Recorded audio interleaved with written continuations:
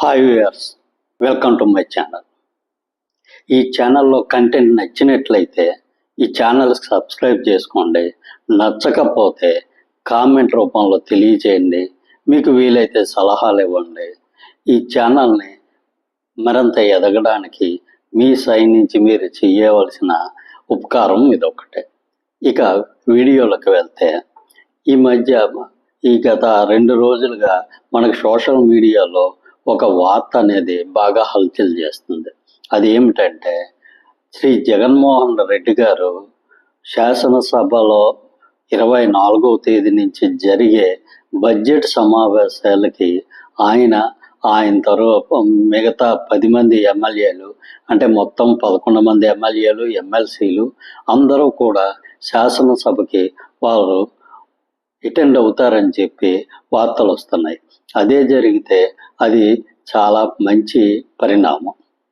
ఇక్కడ అధికార పక్షం చేయవలసింది ఏంటంటే, అధికార పక్షం పూర్తిగా ప్రతిపక్షంలోకి ఆయనకి ప్రజలు ప్రతిపక్ష హోదా ఇవ్వకపోయినా మీరే దానికి సంబంధించిన ఏ విధమైన ఫెసిలిటీస్ ఆయనకి కలగ చేయలేకపోయినా పర్లేదు, సౌకర్యాలు ఇవ్వకపోయినా పర్లేదు, కానీ ఆయన ప్రతిపక్ష అధినేత.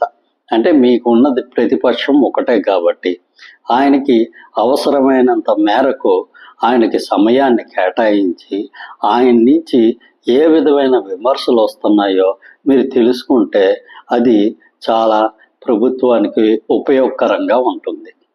ఈరోజు చాలా కాలం బట్టి చూస్తున్నాం, మన శాసనసభ వ్యవహారాలు శాసనసభలోని ఎలా జరుగుతుంది, పూర్తిగా పర్సనల్ మ్యాటర్స్లోకి వెళ్ళి, ముఖ్యంగా 2019 నుంచి 2024 వరకు శాసనసభలోని వ్యవహారాలు అనేవి సామాన్య ప్రజలకి ఎంతో అసహ్యం కలిగించేటట్టు జరిగాయి. కాబట్టి మీరు అధికారంలో ఉన్నారు, అత్యంత మెజార్టీతో వచ్చారు. ఇప్పుడు ప్రస్తుతం ఏం జరిగినా అదేమి మీ అధికారానికి ఏమీ ముప్పు తీసుకొచ్చే పరిస్థితి ఏముండదు. కాబట్టి ఇప్పుడు ప్రతిపక్షానికి మీరు ఎంత ఎక్కువ విలువ ఇచ్చి, ఆయనకి ఎంత ఎక్కువ సమయం మీరు కేటాయించి, పూర్తిగా ప్రతిపక్ష సభ్యులకి సమయం కేటాయిస్తే, ప్రజా సమస్యల గురించి ఎక్కువసేపు డిస్కషన్ జరిగితే అది ప్రజలకి సమాజానికి ఉపయోగపడుతుంది. తద్వారా ప్రస్తుతం అధికారంలో ఉన్న పార్టీకి కూడా ఎంతో కొంత ప్రజల నుంచి మంచి అభిప్రాయం అనేది పెరుగుతుంది.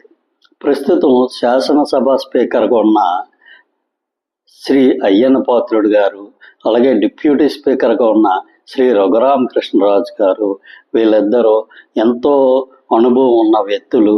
అదీగాక శాసనసభ అనేది ఎలా ఉండాలి అనేది చాలా వరకు వాళ్ళు ఇంతకు ముందు చెప్పడం జరిగింది.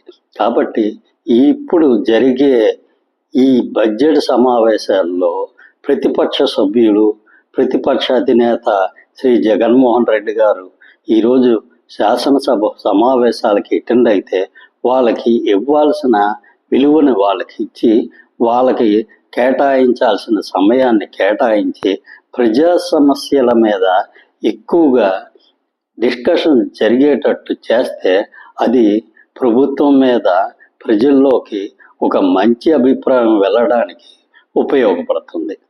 ఈ కంటెంట్ మీకు నచ్చినట్టయితే సబ్స్క్రైబ్ చేసుకోండి. Thank you.